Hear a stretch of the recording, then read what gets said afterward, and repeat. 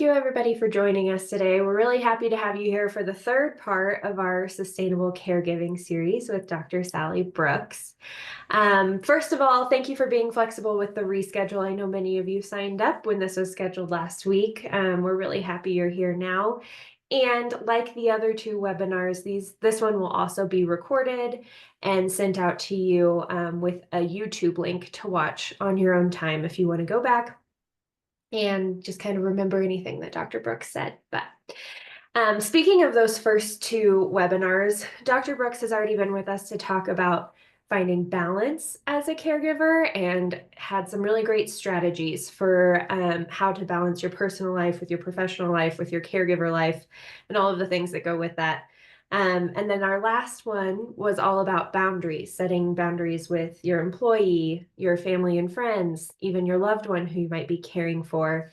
And today we're going to venture into the topic of keeping a positive mindset. What does that look like? What are some strategies for caregivers there? But to kick us off, Dr. Brooks, welcome. Thank you for coming back to be with us.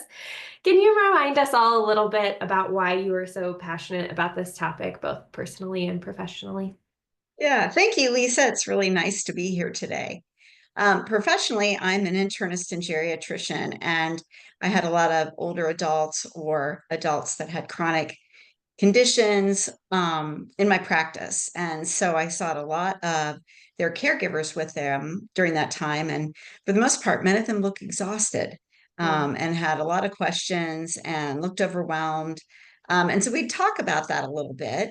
While they were in the office, I was lucky enough to have a nurse and a social worker to have additional discussions.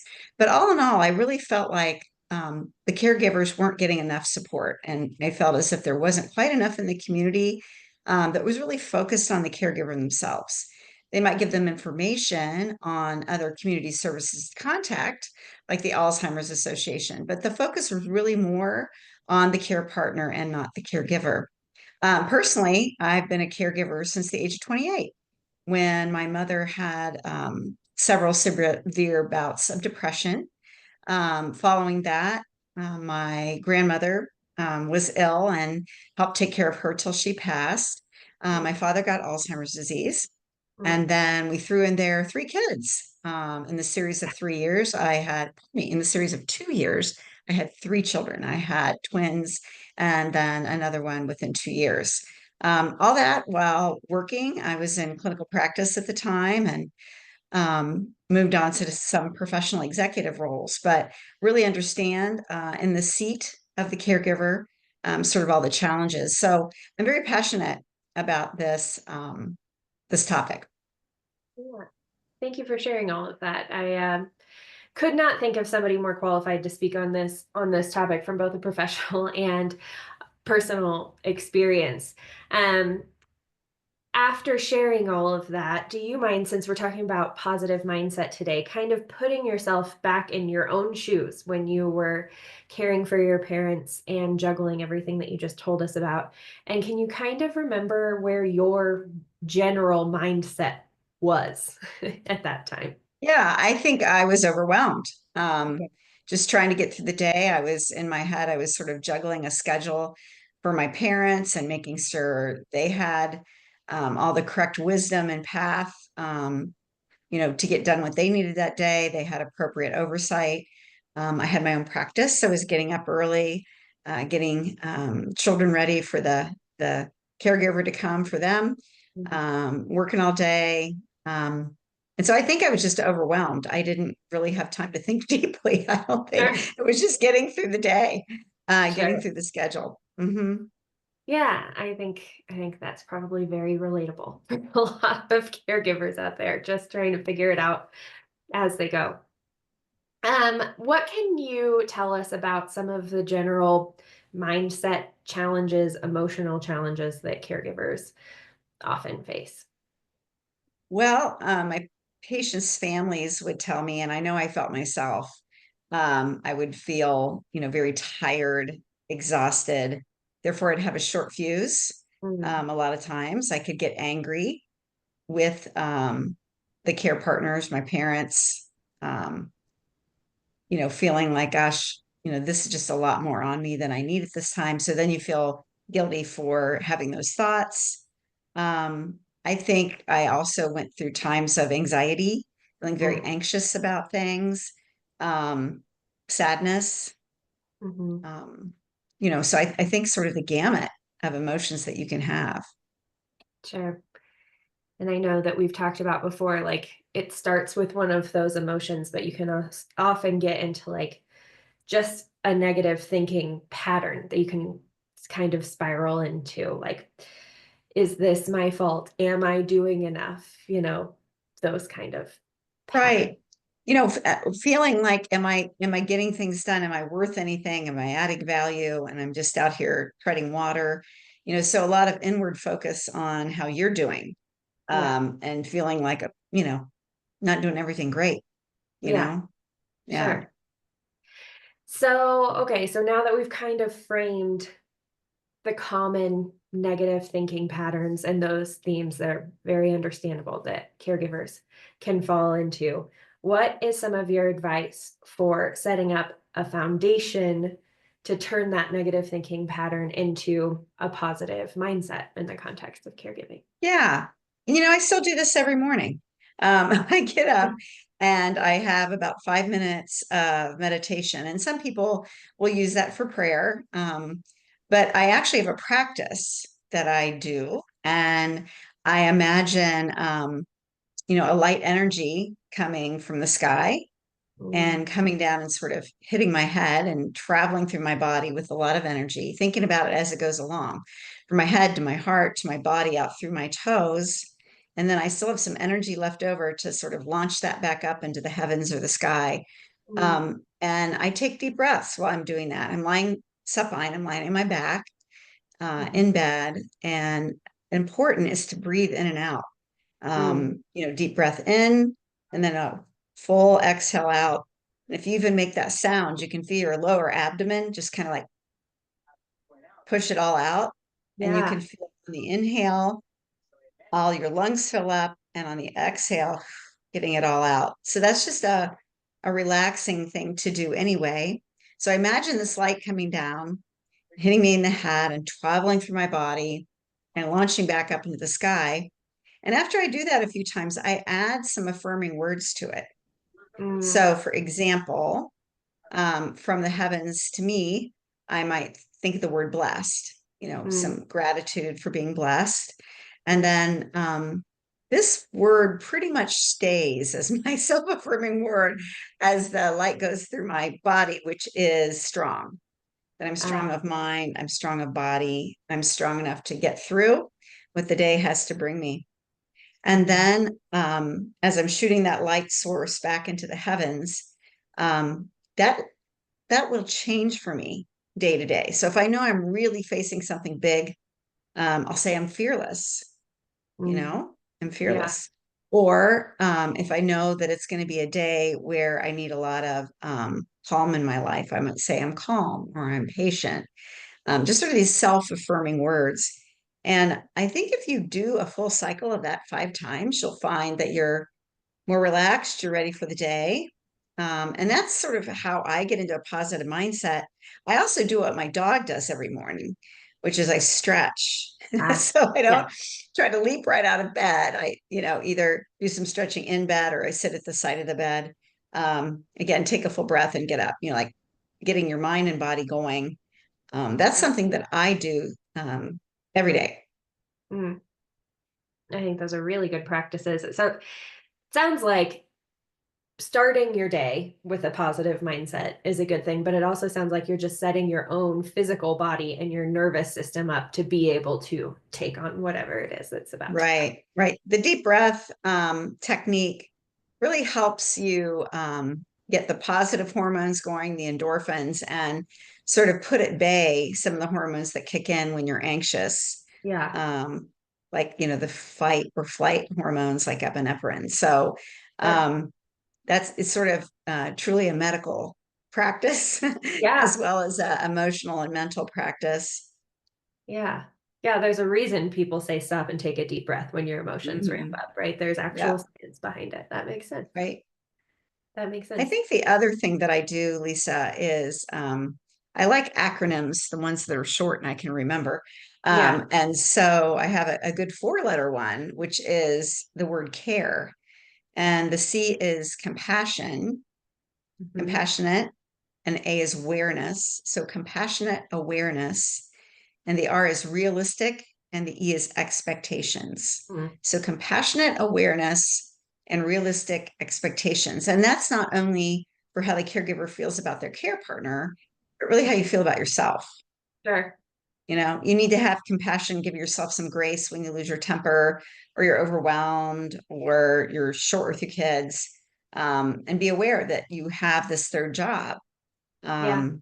And, you know, people have professional jobs, they have, whether that's working at home or working away from the home.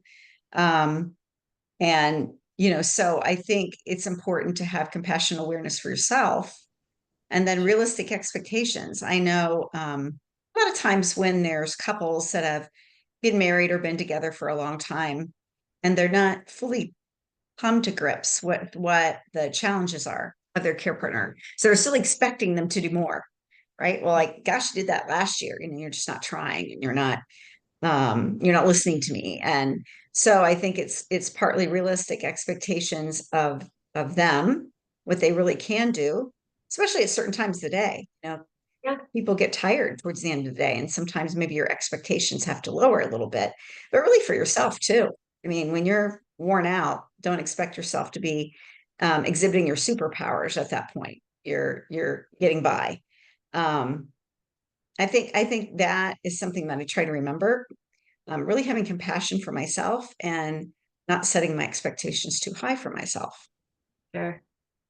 Yeah, that makes a lot of sense. Do you have any stories or from either you or one of your patients' caregivers where you can think back and say, yep, that was a moment that I needed more compassionate awareness, or just an example of maybe when that kicked in for you? Yeah. Um, you know, I have certainly had it in the office, you know, when you know, a patient would become agitated. So this would mostly be people with a cognitive Mm, deficit. And so I could see the caregiver, you know, getting tense and really trying to protect us from that behavior, which of course is what we did for a living. And so you could see it in real time. You know, sure. they think that they should have control and have the situation you know, controlled and calm. And, you know, we as healthcare practitioners at the time said, look, hey, we've seen this. Why don't we sit with them and you take a little time to yourself and calm down? I can also remember myself having a sort of just a big crying jag episode over something silly because I was just so overwhelmed. I had newborn twins, Uh-huh. and my mom was actually doing well then and was staying with me, but my twins were little, so it was like frequent feeding times. And I remember it was after work. I think my husband had put a little snack together for us, and my mom was there, stayed to help with the babies. I was very fortunate. But I just happened to sit on a basket of Chex Party Mix, okay, and just went flying everywhere. Uh-huh. Now you're all saying, so what? You know, it wasn't like red wine or, you know, Sure. chocolate syrup or, you know, a hot candle, like, so what? But I literally could not stop crying. I mean, I just cried and cried and cried. So it was really an overreaction to something that was relatively minor. But that was where I tapped into my self awareness and it's like, well, maybe you should just try to go take a nap. Yeah. Or, but I think that crazy things like that can happen, you know, it just doesn't Sure. take much, you Sure. know? Yeah, your body tells you what you can handle Yeah. and when you've hit that breaking point, and the whole point is to try to not hit that breaking point, and if you do, Right. know what to do to come back. Let's talk about some more kind of practical positive mindset practices. I know you mentioned one about kind of putting things in a box and being able to set that on a shelf. Can you describe that one for me? Yeah. I'm naturally a worrier, and I know a lot of people that worry, and they tell you what 90% of what you worry about, or maybe it's even 99% of what you worry about, never comes true. And so I have a practice where when there are things on my mind and I know either at that time or even in the near future, I can't do anything about it. I literally, in my mind, I put it in a box and I put the lid on the box and I stick it up on a shelf. And I say, Mm, it's still there. I didn't make it disappear. It didn't go away, but there's no reason to be opening that box right now and dealing with that.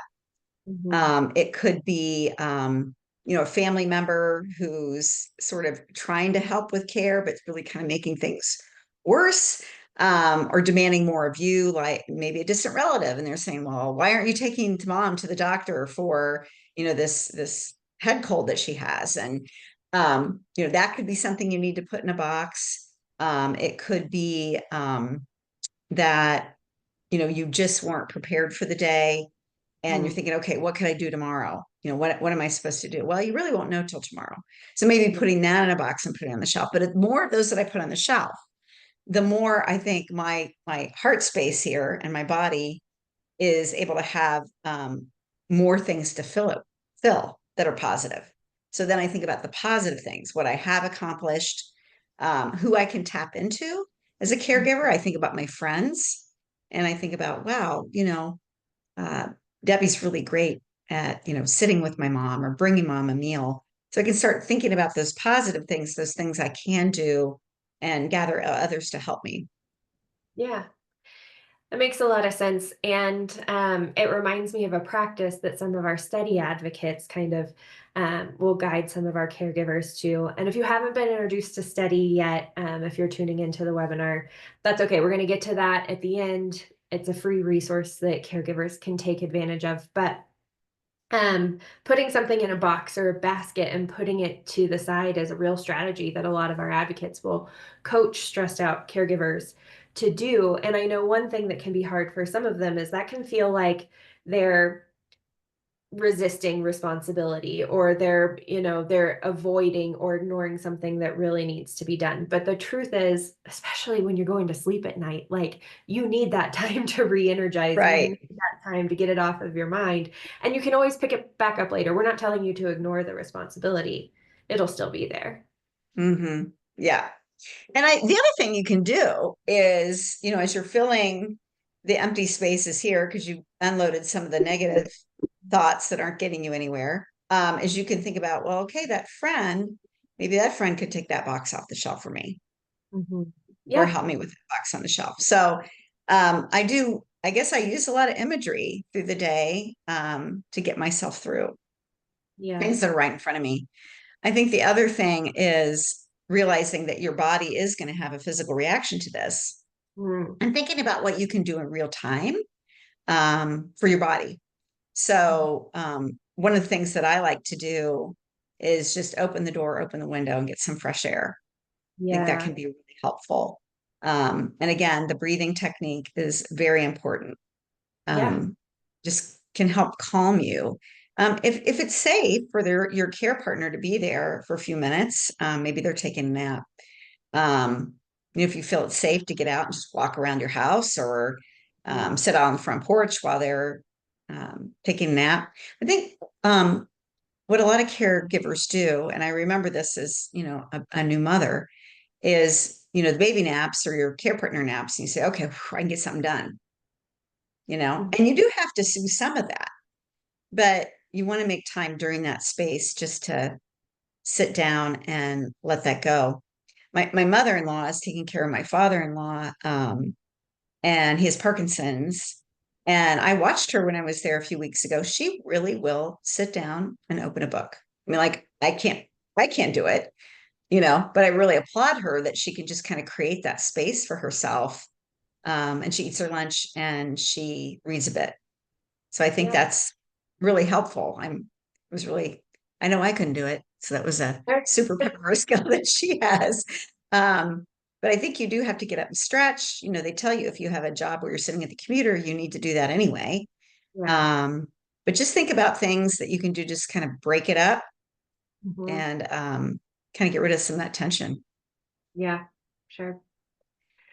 One practice that I think a lot of us hear frequently, but can sometimes sound kind of trite, is some kind of gratitude practice. Mhm. Um, and sometimes I even cringe saying it because it can feel, like I said, trite to tell somebody who's in the thick of a lot of stress, just be thankful. But have you had any experience with actual tangible practices you can hang on to around gratitude? Yeah. Yeah. I think for me, my gratitude practice will always come with thanking someone else first. Hmm. Um, it always makes me feel better to recognize somebody else. And so that I'll give some gratitude. And it could be, your care partner, feeling grateful for some of this extra time together. You've gotten to learn more about the family history Mm-hmm. or something like that. Or grateful for somebody who pitches in to caregive, or being grateful for an employer who has some understanding. That really, self gratitude. Like, I really did accomplish this today, even with all the sort of meteors that I had coming at me today. Um, and so it does sound a little trite, but I actually would send an email in my previous job. I'd send an email to the coworkers that I worked with and really lifted me up and just said, "Hey, I'm Mm-hmm. grateful for today that, for example, Lisa um, was so patient with me and helped me write that part of the project." Mm-hmm. Um, you know, I think it helps others, and when I help others, it feels good for me too. Yeah. I mean, I think that makes a lot of sense. I know that we hear from our caregivers a lot, like, and a couple relationships that I have with caregivers kind of come to mind, who say, I'm doing one of the hardest things I've ever done in my life, caring for my mom, my grandma, my sister, whoever it is. But actually, I'm learning to find things that I'm grateful for that I would have never learned had I not become a caregiver, whether that's developing a new skill or developing a different kind of bond with your loved one, or just being able to admire yourself for your own tenacity and resilience. So I thought that was kind of interesting. Hmm. Yeah. So just another it doesn't have to be necessarily a gratitude journal or something really formal. No, I don't journal anyway, so there's my confession, but I don't know a lot of caregivers that have time to sit down and journal. Yeah. Um, they might probably if they're going to write anything, it might be to somebody that they need help from, or they're messaging their through their electronic health record messaging system, maybe their physician, or needing some help. But I don't remember having much time during those years to sit Yeah. down and read a book Mhm. or do any journaling, that's for sure. That's very relatable. What about what about finding little things to celebrate? How do you keep your brain in the spot where it can celebrate little things? Right.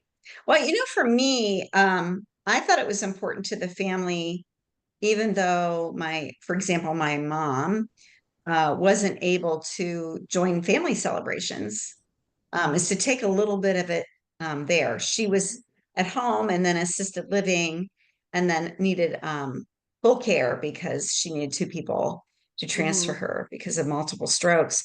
And so we would take little mini parties there, and it really made all of us feel good.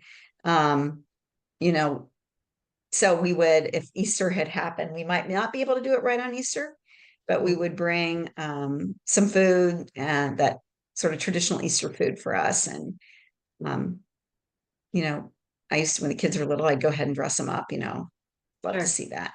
So, I think you can do that. I think if you're in your own home, it's really hard to host something. But if Yeah. you really have somebody who's homebound, family members, friends can bring things over.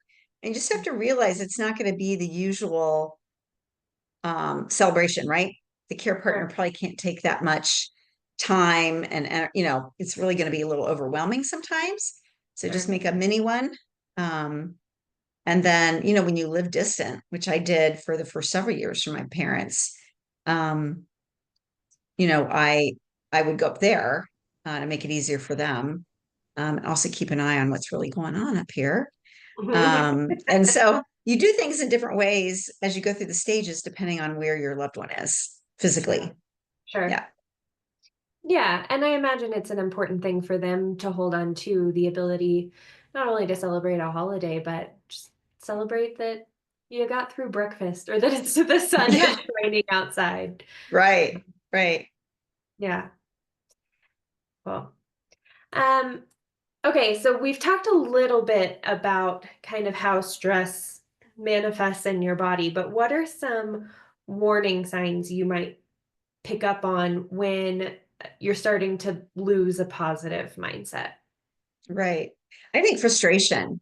Mm, Um, it's really easy to get frustrated and anxious. So, you've been working at trying to keep this care partner from falling all day. Let's just yeah. say that. And they're not necessarily listening to the cues you're giving them. If they Mhm, need actual cueing for certain exercises or moving, you're really frustrated. They're not listening to you. So I mhm. think frustration, and you can feel your heart rate increase, and sometimes your mouth gets dry. And I think that's a really common sort of physical symptom. I think the Mhm, other is we tend, all of us, I think, to carry a lot of tension in our mhm. shoulders. And part of that's posture, Yep. but part of it is, just they really get tense. And so I think when you feel that coming on, to really kind of good posture, put your shoulders back, sort of like you have a backpack on, do some deep breathing, do some head, neck rolling exercises. Mhm. I think it's important. But you know what happens to most of us? It's Mhm. not till the end of the day that we realize, like, oh, my neck is so stiff because our Yeah. minds are so focused on what we Yeah. need to get done. And so, however you slow down during the day, whether it's, stand up, take a little walk and say, yeah, check in with how are you feeling? Yeah. Not only emotionally, am I feeling upset, mad? Is this a calm day? But how's your body feeling? Yeah. Caregivers do ignore a lot of physical symptoms because they're like, I have to take care of this person.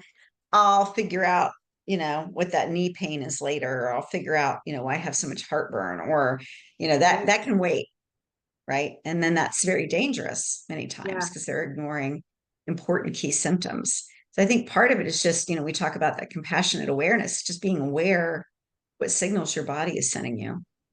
Yeah. Yeah. I know your shoulders is a place that a lot of people hold stress. I know your jaw is another one, or Mhm. sometimes I find myself like with an angry face on, like all my face muscles get tense. And it's an Yeah, opportunity when you notice that to like do a body scan and without doing much except for just kind of like wiggling your eyebrows, wiggling your fingers and toes, you can release a lot of that tension or just shake it out, right? Like there's something right. the I movement of think venting is very important too. I have several friends, and some of us have a circle, maybe five are on the text, and you just do it like a shout out, yeah, oh my gosh, I didn't sleep last night, dad's up, yeah, and you do that, you'll find that some are going to hop on and go, hey, let me come over and help you. yeah. We talked about really unburdening yourself Hmm. before in previous sessions. And so really think about those people that you know. Just start with people that you know, that you're Yeah. friendly with at church or friends, family members, and Hmm. and just make a list of all their names, and then just say, what I wonder what they'd be willing to do Yeah. to help me. And sometimes it pick up some groceries on the way home, or hey, I got to run out and do an errand. Can you come over and sit with mom for an hour or two? Um, but people want to help you. I think that's the key. They really do want to help you. They just don't know what to do. What do you Yeah. need? Yeah. Right. So And the it's more you important to practice, write the list and tell them, yeah, and don't second guess and say, what happens a lot? Well, they're really too busy. I'm not going to ask them. yeah, It happens all the time. I don't want to bother them. But you yeah, know what? You can ask and they can say, well, oh gosh, can't do it today. But you know what? I'm going to do that on Friday for you. Will that work? So I think right, that's part of how we get on an island is we right. don't see all these people around us that could potentially help us. Yeah.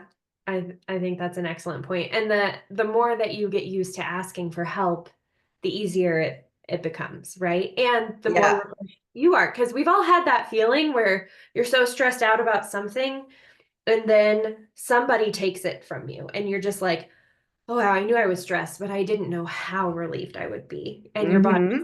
like settles in. Imagine Yeah. being able to have that feeling at the height of your Yeah. stress. Yeah, Yeah. no, makes a lot of sense. Um, another, I told you about this the other day. Can I share about my 20-second hug? Yes. I love the 20-second hug. I uh I I love it. I learned about this recently because I can definitely be guilty of letting stress and anxiety build up and tricking myself into thinking that I can handle it all until I can't. But what I heard is when you feel your nervous system getting all stressed out, you can actually borrow a calmer person's nervous system if you have a partner, a kid, a pet, a friend who's in your physical space. A good hug, but it has to last 20 seconds, will actually take their calmness and transfer that energy kind of over to you. Um, I'm lucky because my husband is a very calm person, so I get to use that. But that was another thing that I thought would be interesting to If share. you time that, it seems really long. It can seem long and awkward at first, like, okay, are you ever going to let me go? But it does work, especially if you're breathing. Yeah, that I think that's the key. Hmm. I think even when people exercise, they go, oh, here comes the big thing I've got to lift. And rather than like exhaling, they go, you know, and Yep. that's like the opposite of what you're supposed to do. So there's so many things in life. Don't ignore the breathing part. Yeah, for sure.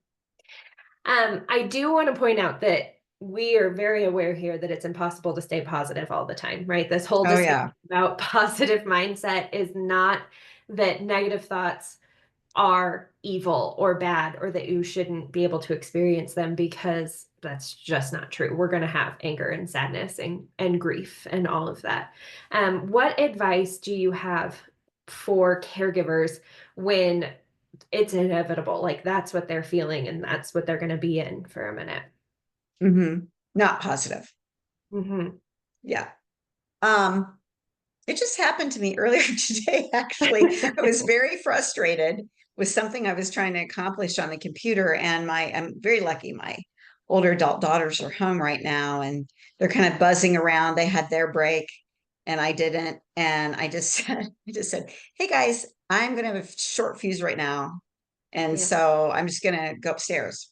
I'm just letting you know I've got a short fuse." So I think part of it is just recognizing it and saying, I'm not going to be positive right now, feeling a little bit stressed. I think part of it is just recognizing it. And you ever hear people say, or ask, I wonder if they're having a good hair day or a bad hair day. Yeah. And you want to stay away from the people that are having a bad hair day. And so I guess I was expressing I'm having a bad hair day. And because like if you stay in that situation, right? If you're in the situation, the care partner, it's coming on, probably the end result's not going to be good. You're going to lose your temper. Um, but it's hard when especially when the person's in your home, you're the one-on-one caregiver. It's like, how do I get away? Yeah. It's really tough. It's really tough. Sure. Sure. I think just giving yourself permission to say, okay, yeah, I can get back to my positive mindset, but I don't have Not to do happening right it. now. Or Yeah, if you have to rally because you are the sole person there and you have to get something done, saying, I'm going to put this feeling in a box. And when I'm alone tonight or tomorrow morning or whenever it is, I'm going to take that off the shelf and I'm going to let myself feel that anger or right, sadness. So it doesn't right. get stored in you, right? Yeah. The other thing that's really helpful, being a geriatrician, I'm in nursing centers a lot, and just music. Yeah. And music that is generationally appropriate Yeah. um, for the people there. And the other day, I was in one of our nursing centers that I help, and they had reruns of "I Love Lucy" on. And it's so Mm, familiar to that population. And then they had sort of the swing band music on. There's a lot of memory that come with that, and can really help people that are agitated. And so sometimes giving yourself a music break and or your care partner can be pretty refreshing. The other sure. thing that I saw is that even though there were people that were very, I would say, unable to exercise, they were doing something very simple And again, you may not have a whole circle of people that you're caregiving for, and I hope you don't. But they were just doing some simple passing the ball around the Yeah. circle to each other or back and forth, just doing something to keep your hands busy, Yeah. um, to try to distract. I guess that's a good word. Yeah. Um, yeah, I think there's all kinds of tactics that you do. And I think I was telling you this one. Sometimes you can't put that negative stuff on a shelf and you just got to get it out now. Yeah. And Yeah. you don't want to frighten anybody around you, but I have used the art of primal scream Yeah. before and just gone out into the garage and just, clenched my fist beside myself and just like one big long scream, you Yeah. know, get all that negative air out. Um, so I think that's something that can be really helpful. Yeah. Is just letting yourself feel in the time. Are you hearing a lot of background noise at my house right now? I hope Huh. not. Nope. I don't Okay. know. That's a little pandemonium, and this can happen to you too, during the day. Little surprises. I've got two dogs, and I've got some visitors down there, and they're greeting themselves with rigor down there. So I'm just hoping I don't hear that them. wasn't coming across. All Yeah, good. No, that makes sense because I mean, even if if you can't fully let go of scream, maybe into a pillow or something, because it's an exhale and you get the vibration in your chest and you get the right, negative, stuff right. out. That And makes sometimes I just move around. Like I'll put on a song I really like, and I'll just, dance like nobody's watching, kind of yeah, thing. yeah, yeah. Just for a few minutes, it can kind of Shake it get you out. back in the right space. Yeah. I want to go back to the story about the group that was kind of passing a ball Mhm. around a circle because it made me think of something else. Talking about like celebrating little things. I can think of points in my life where like I can ask myself when I'm really in the middle of frustration or anxiety, like, what's just one little thing that I do have control over right now that I can do? And if that is with my Right, loved one, doing an activity that I know that they like, passing something back and forth, letting them right, help me fold towels, whatever it is, and kind of asking yourself, like, how serious is it? Like, how massive is the thing that I'm actually spinning out on, and then like coming back to something you can control and then revisiting that thought later and trying to break it down into steps. right, right. I love the fold laundry thing that you just mentioned Yeah, because, especially with an older adult in your life, I think part of their loneliness and sadness and frustration is they don't feel like they're adding value anymore. Like they're yeah, sitting there and there's nothing they can do. yeah, And so I think give them towels to fold. You don't really care what they look like, but they're doing something with their hands and um, being creative. yeah, So I think about those things, giving them something to do that can help them be successful, yeah, um, can kind of help their mindset be more positive and then therefore yours. sure. And it just kind of like level sets again and gives you a chance to kind of regroup. Mhm. And the nostalgia thing with the I Love Lucy episodes or the music in the background, I think that goes for all five senses. Like if there's an old family recipe. I mean, that might be too many steps, but or any kind of taste, smells, sounds from that are nostalgic. I think there's some research out there too about how that can be really good for Mhm. older Yeah. adults. And that's why a lot of times with people that have cognitive disorders, you have the photo album. It can't be too complex or frail, but just maybe some of the same faces over and over, or family home or an activity. There's It's great about reminiscing. So even if there's not a cognitive disorder and somebody's more functionally, physically impaired, and they know they can't do that anymore, kind of like, well, wow, look at how you used to play basketball. Like you were a star, and you're really kind of inflecting positivity their way. Yeah. And Yeah. so, No, it also reminds me, my friend Jessica Guthrie, who's on Instagram and is a Alzheimer's advocate and she cares for her mom. And one thing that she talks about a lot is when you're having those types of interactions with your loved one, talk to them like the adult that they are. I think a lot oh of yeah, times we resort back to kid talk or things like that, but it's also good for you and them to stay in that positive mindset to remember this is a full person, adult. They've lived a long life. You don't have to right, talk to them like a little kid. right, right. That's great. Okay, let's see. We've covered a lot of ground, a lot of different tangible practices for sitting with your emotions, how to get back into a positive mindset. Um, just really quick, well, as we wrap up, and before I get into more information on Steadii, why do you think that this is an important topic for caregivers in the first place? Why is it Stay important positive. to stay positive? Yeah. Yeah, I mean, you're the important link in the chain. Yeah. And I'm not saying you have to do it all. In fact, I'm the cheerleader for draw their people in. Sure. But you have each morning to choose your attitude. Yeah. Every morning you have a brand new chance to choose your attitude. And I have another mindful practice that I do. I don't know what your spiritual affiliation is, but I do say, this is the day the Lord has made. Let us rejoice and be glad in it. So even if it's Hmm. raining or it's snowing, it's another day. We all have another day. Or as my dad used to say, I woke up on the right side of the grass. That's what he Yeah. used to say every morning. But I think it's important to remember when you're feeling down, look up. Mhm. Just look Mm. up. Look up at the sky. Look at the wonders. Looking down at your feet doesn't work really well at that point in time. Just kind of look up. Mhm. Um, and I think that can have a lot of positive effects. Yeah, I like that.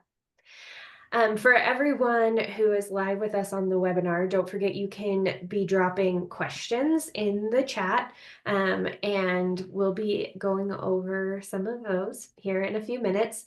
I'm also going to talk a little bit about Steadii and the free service that we have available currently for caregivers to kind of get some added support. While people are putting their questions in the chat, Dr. Brooks, do you mind giving us what's one piece of advice that you wish every caregiver could hear at the beginning of their caregiver journey?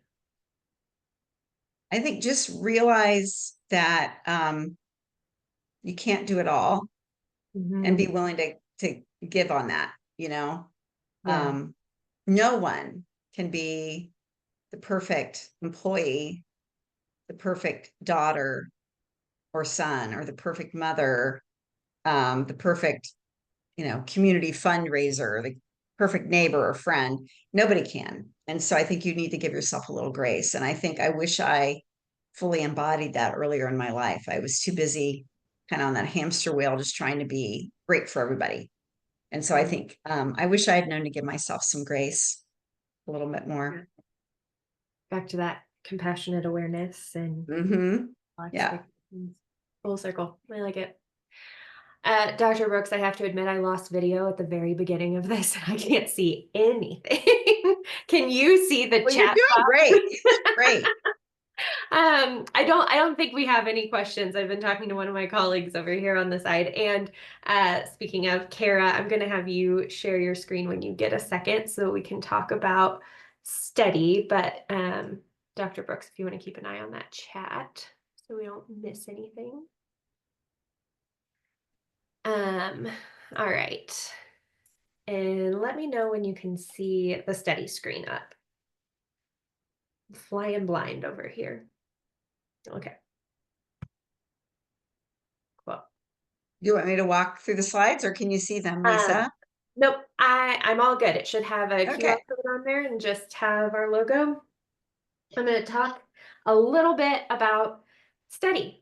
So for anybody who hasn't been introduced to us before, Steadii is a digital virtual platform specifically focused on caregivers. This is a project that was born out of Community Health Network in Indiana, but we serve people all over the country. And the project really was to find vulnerable populations who weren't being fully supported. And no surprise, caregivers rose to the top of that.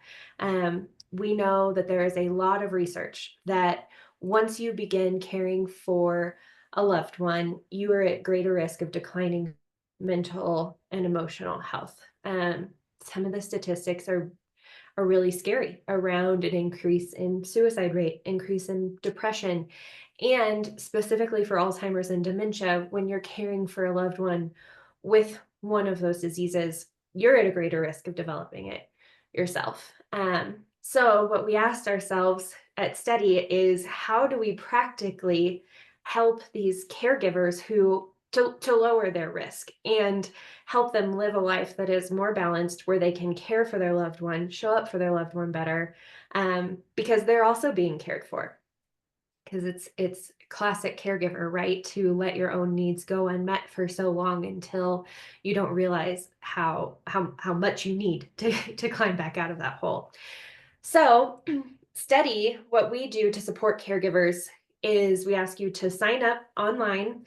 You put in a lot of information about your loved one, your current situation, your preferences, even your personality. And we take all of the answers to your questions and we match you with an advocate who can meet the very specific needs that you're facing right now and that we believe can connect with the very specific personality and what we call caregiving style that you bring to the table.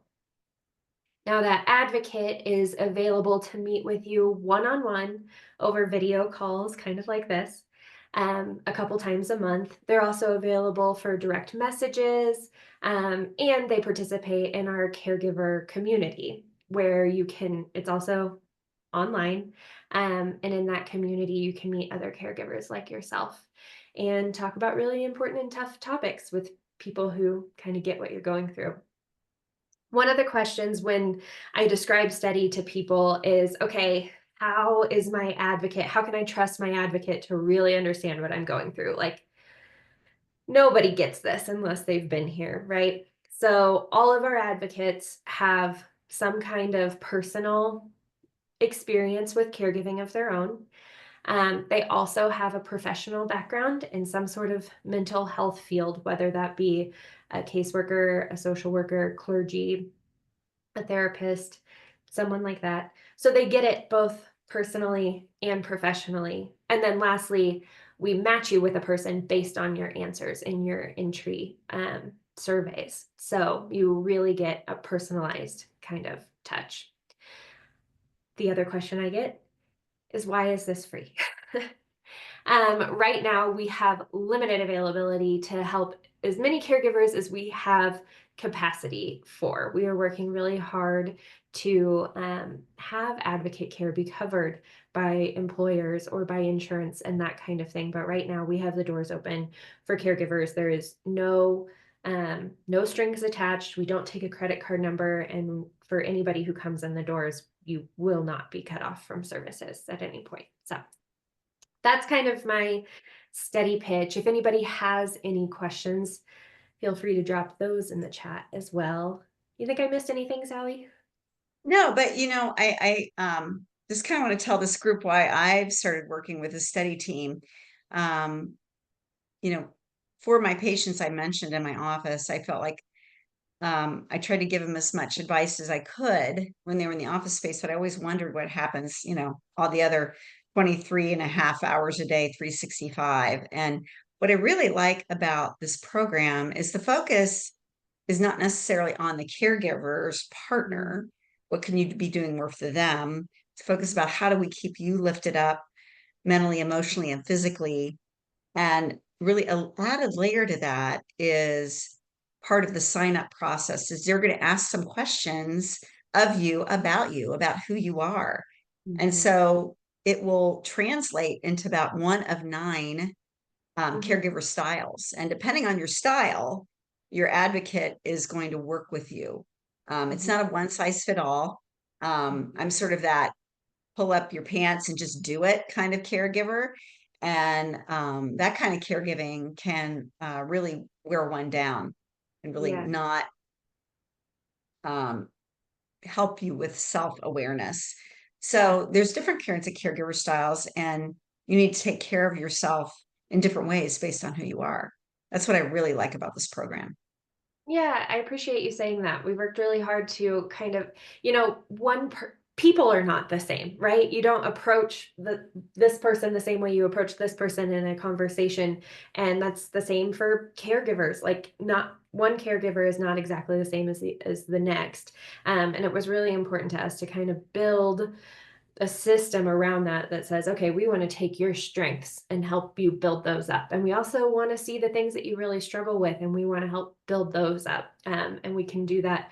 The caregiver style is a really fun kind of part of the onboarding at Steadii. And it's one of the first things that your advocate will go over with you when you come in. But it's kind of fun to see what kind of caregiver you are. So we appreciate you pointing that out. Well, great. If you want to sign up for Steadii, there is a QR code there on the screen you can scan, and it will take you right into the sign up process. You can also go to steadii.com. It's steadii.com and hit, I believe it says get started. And you can get through the process there. It does take 5 to 10 minutes to get started, fill out those surveys that I was talking about, and then you'll be automatically matched with an advocate. But the great thing is that you can get your first advocate session scheduled within the next couple of days even. So please feel free to sign up there, pass that along to any of your caregiver friends. We have capacity right now, and we would love to have you at Steadii. So, all right. Well, Dr. Brooks, unless you have any final thoughts, I think we can let people get on with their evening. Yeah. I mean, I thank all of you that have joined, and we have recorded this. Yeah. So if you have friends that are in caregiving situations, you might share with them the link that you have to see the recordings. I think it's just really important that we recognize our caregivers. Yeah. A lot of the healthcare that's happening in ERs that really could be served at home, where it's a more calm environment for the person. Um, if we really support those caregivers, I think we can achieve more of that. Yeah. And so really, I know you're a caregiver yourself, but think about others around you that need that hand. And what I find and found from my practice is actually the caregivers gave me the best ideas about things to Yeah. try, because they've been in the trenches. They try to like, that worked. Yeah. And so just a network amongst yourself of caregivers. That's, also within Steadii, you can meet others in similar situations to yourself and help each other. So just wish all of you the best Mm-hmm. um, in I'll your do. care partner Mm-hmm. um, in the future, and just hang in there. That's all I Yeah. can say. One day at a time. One day at a time, one step at a time. Um, an email will arrive in your inbox in the next day or two with a link to, well, actually sooner, with a link to this recording. And then in the next day or two, we will have all 3 videos up on our YouTube channel, and you'll receive an email with those links as well. So thank you, Dr. Brooks, for helping me put on this entire series. Really appreciate you and your time. Thank you. I've really enjoyed it. Thanks. I'm going to have you close out the meeting since mine's not working. Oh, okay. Thank Goodbye, you. everybody.